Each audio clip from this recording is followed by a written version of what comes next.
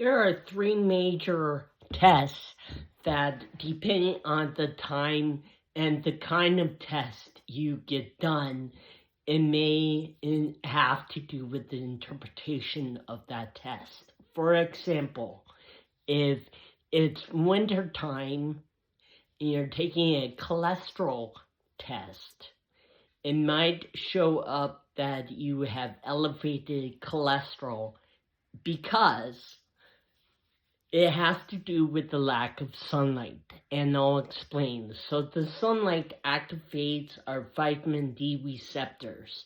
And our vitamin D, along with other hormones, are made from our endogenous cholesterol that our liver produces.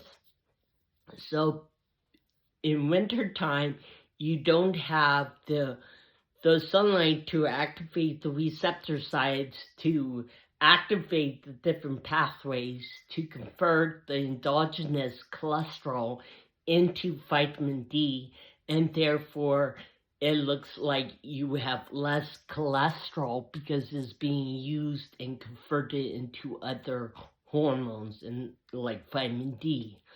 So I would suggest not taking a cholesterol test during the winter time.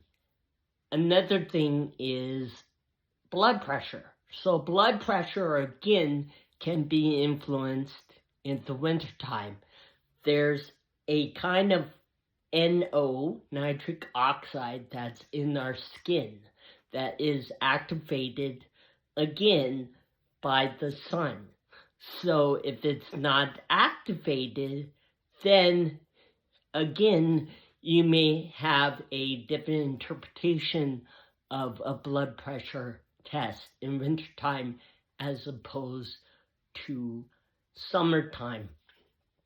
The third test is thyroid. So thyroid test, and this has to do mainly with the thyroid test itself. So a lot of thyroid tests uses biotin as a reagent. So that means that if you take biotin in a higher amount, like say, like a hair, skin, nails formula, or, something like that, it may screw up the interpretation of that test. So for that, there's actually a thyroid test from Abbott that they actually do not use biotin as the reagent. So I would suggest if you are getting kind of odd thyroid results from the test, ask about the Abbott test, because then you don't even have to be concerned about the biotin making a false positive or something like that. So I think these are very important. They don't really tell you this kind of nuanced thing about testing. So I hope that's helpful, and I'll talk to you later. Bye for now.